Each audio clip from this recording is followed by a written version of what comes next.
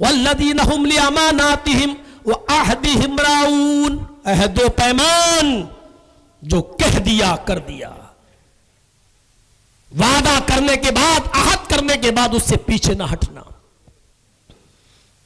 یاد کرو صلح حدیبیہ کا وہ منظر، اللہ کے رسول 1400 صحابہ کے ساتھ مکے میں مدینہ سے ہجرت کر، مدینہ سے آ رہے ہیں عمرہ کرنے، حج کرنے کے ارادے سے، عمرے کے ارادے سے آ رہے ہیں، عمرے کے ارادے سے، لیکن مکے سے کوئی 7-8 کلومیٹر دوری پر روک دیا جاتا ہے، مکے میں نہیں گھسنے دیا جائے گا۔ مکے کے لوگوں نے منع کر دیا کہ نہیں گھسنے دیا جائے گا۔ اللہ کے نبی نے خبر بھیجی، دیکھو ہم لڑنے کے ارادے سے نہیں آئے، ہم عمرے کے ارادے سے آئے، ہم عمرہ کر کے واپس چلے جائیں گے۔ کافروں نے بھی ایک وفد بھیجا، چند آدمیوں پر مشتمل ایک وفد بھیجا، ایک ٹیم بھیجی۔ اللہ کے نبی نے کہا صلح کر لیتے ہیں۔ اب جانتے ہو کچھ آدمی کافروں کے اور اللہ کے نبی صلی اللہ علیہ وسلم کے ساتھ کچھ صحابی یہ بیٹھتے ہیں اور صلح کے کاغذ پر، صلح نامے پر دستخط ہوتے ہیں۔ جانتے ہو کیا عہد ہو رہا ہے، کیا اقرار کیا جا رہا ہے، کیا وعدہ ہو رہا ہے؟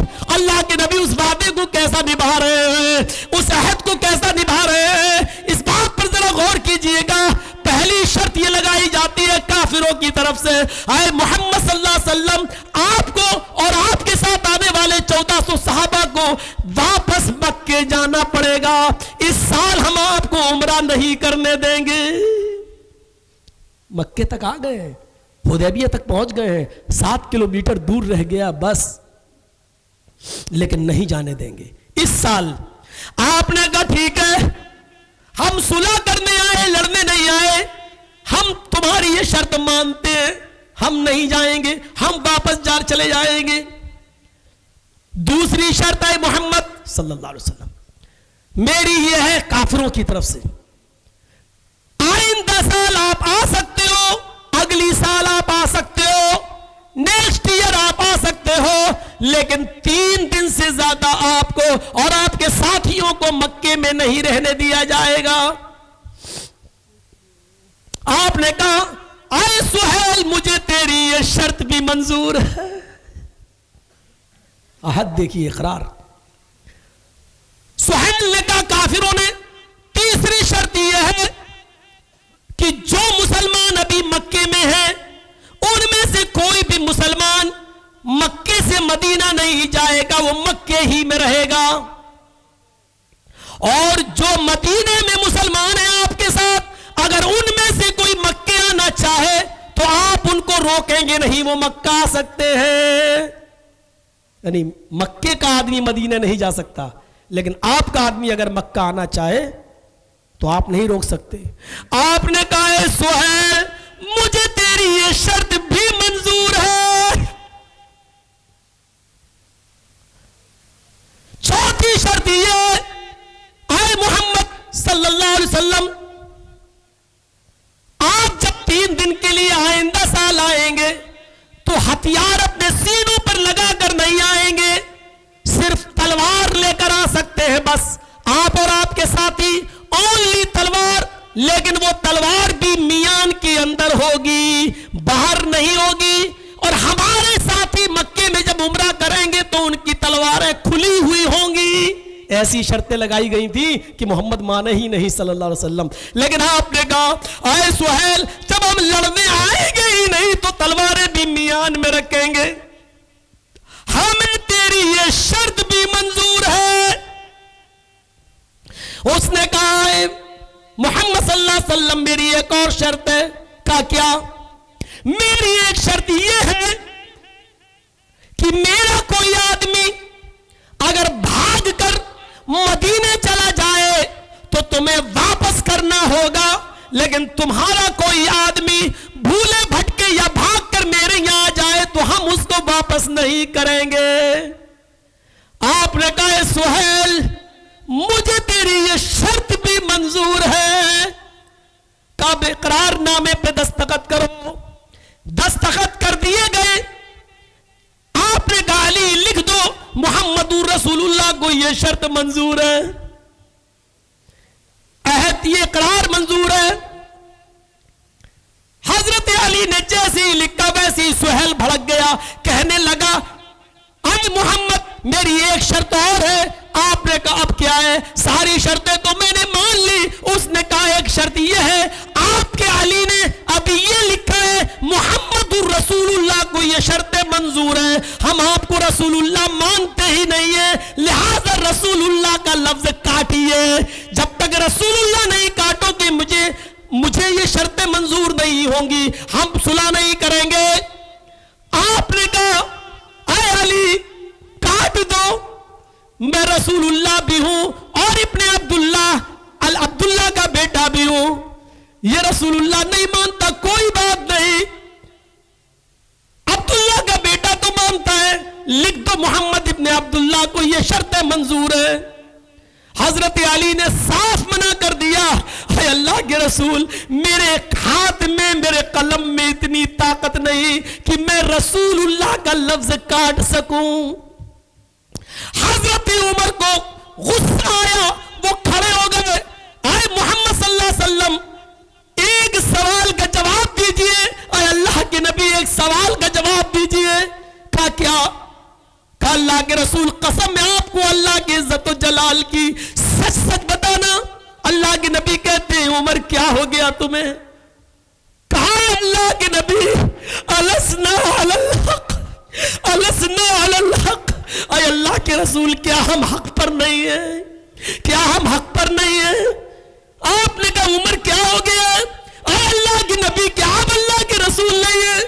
ہاں میں ہوں. اے اللہ کے رسول جب آپ اللہ کے نبی ہیں, رسول ہے, تو اتنا دب کر سمجھوتا, اتنا گر کر سمجھوتا, اتنا پست ہو کر سمجھوتا کیوں کیا جا رہا ہے؟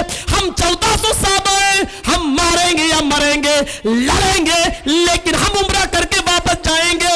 ماریں گے تو غازی, مریں گے تو شہید, ہمیں تو ہر حال میں جنت ملے گی. پھر آپ ہمیں جہاد کا حکم کیوں نہیں دے رہے؟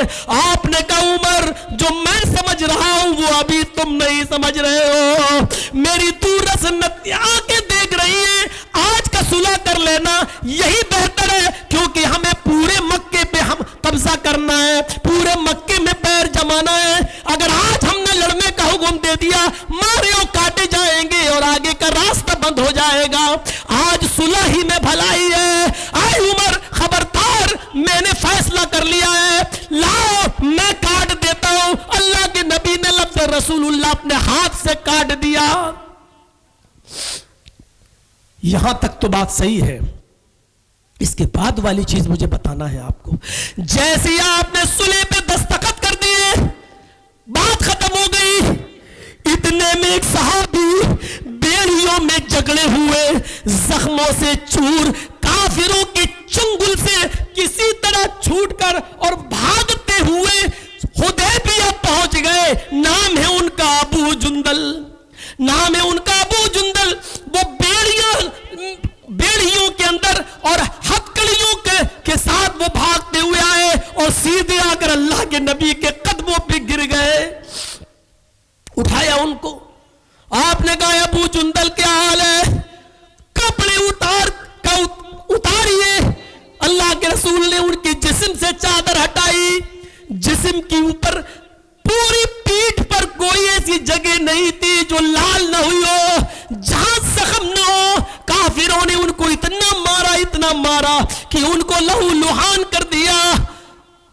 اے اللہ کے رسول مجھے اپنے ساتھ مدینے لے چلو, اب میں ان کافروں کے چنگل سے بھاگ کر کسی طرح یہاں آیا ہوں. ادھر سہیل کہتا ہے اے محمد ابھی ابھی آپ سے وعدہ ہوا ہے, ابھی ابھی آپ سے عہد و پیمان ہوا ہے, میرا کوئی آدمی بھاگ کر آپ کے پاس آئے گا, آپ کو واپس کرنا ہوگا. آپ کا کوئی آدمی میرے پاس آئے گا, میں واپس نہیں کروں گا. دیکھ لو اس ابو جندل کو آپ کو میرے پاس بھیجنا ہوگا, میرے ساتھ جانا ہوگا. حضرت عمر کھڑے ہو گئے, یہ کیسے ہو سکتا ہے کہ میں ظلم کرنے کے لیے تمہارے ساتھ بھیج دوں ان کو؟ ابو جندل چیخ چیخ کے کہہ رہے ہیں اے اللہ کے رسول کیا ہم مسلمان نہیں ہیں؟ اے اللہ کے رسول کیا ہم اسلام نہیں لائے ہیں؟ اے 1400 صحابیوں کیا مجھے پھر سے ان کافروں کے حوالے کر دو گے؟ یہ مجھے پیٹیں گے, یہ مجھے ماریں گے کیا تم مجھے پھر ان کے حوالے کر دو گے؟ لیکن اللہ کے رسول نے اپنے وعدے کا پاس و لحاظ رکھا، فرمایا اے صحابیوں میں ان کو زبان دے چکا ہوں، میں ان سے وعدہ کر چکا ہوں، اور محمد رسول اللہ اپنے عہد و پیمان اپنے وعدے کو نہیں توڑنا چاہتا ہے۔ اے ابو جندل، اللہ تمہارے لیے کوئی راستہ نکالے گا، جاؤ ابھی تمہیں جانا ہوگا، صبر کرو، بہت جلدی کامیابی انشاءاللہ ہمارے ہاتھ میں آئے گی۔ اور ابو جندل کو 1400 صحابہ کے سامنے واپس جانا پڑا ان کافروں کے ساتھ۔ اللہ کے رسول نے یہاں اپنا عہد، اپنا اقرار پورا کیا ہے۔ یہ ہوتا ہے وعدے کو پورا کرنا اور اپنے عہد پہ قائم رہنا۔ میرے بھائیوں، وہ مسلمان کامیاب ہے جو وعدہ کرتا ہے اور اس وعدے پہ پکا رہتا ہے، اس وعدے کو توڑتا نہیں ہے، وہ مسلمان کامیاب ہے۔ حضرت عبداللہ ابن عمر کے جب انتقال کا وقت آیا، مرض الموت میں مبتلا ہے، کہنے لگے فلاں نوجوان کو بلاؤ۔ لوگوں نے کہا وہ تو دور رہتا ہے، اس کو یہاں تک لاؤں گا تو کم آپ کہیں اللہ کو پیارے نہ ہو جائے۔ فرمایا اس نوجوان کو بلاؤ، میں نے اس سے وعدہ کیا تھا جب میری بیٹی جوان ہو جائے گی، بالغ ہو جائے گی تو میں اپنی بیٹی کا نکاح تمہارے ساتھ کر دوں گا۔ میری بیٹی بالغ ہو گئی ہے، لوگوں اگر میری زندگی میں آ گیا تو میں خود اپنی بیٹی کا نکاح اس کے ساتھ کر دوں گا، اور اگر اس کے آنے سے پہلے میں انتقال کر جاؤں تو تم سب گواہ رہنا، میں نے اجازت دے دی ہے، میری بیٹی کا نکاح اس کے ساتھ کر دینا، کیونکہ میں نے اس سے وعدہ کیا تھا۔ یہ تھا وعدہ پروری، یہ تھا وعدہ نبھانا۔ لوگ اس کو اصل اسلام سمجھتے تھے۔ آج تو رشتہ کہیں لگا ہے لڑکے کا، میری بیٹی کا کسی کے ساتھ، اس سے اچھا رشتہ مل گیا کہیں تو اس کو دھوکہ دے دیا اور اس لڑکے میں عیب لگا کے دوسرے کے ساتھ کر دیا۔ ہم اپنے وعدوں پہ قائم نہیں ہیں، اس لیے آج طلاقوں کی بھرماریں سب سے زیادہ ہمارے معاشرے میں ہو رہی ہیں، ہمارے سماج میں ہو رہی ہیں۔ میرے بھائیوں، یہ لوگ کامیاب ہیں، اور ایسے لوگوں کے بارے میں اللہ تعالیٰ نے کہا اولئک هم الوارثون، یہی لوگ وارث ہیں جنت الفردوس کے، الذین یرثون الفردوس، جنت الفردوس کے، ہم فیہا خالدون، یہ ہمیشہ اس جنت کے اندر رہیں گے۔ اللہ تعالیٰ سے دعا کریے کہ اللہ تعالیٰ ہم تمام مسلمانوں کے اندر یہ خوبیاں پیدا فرما دے۔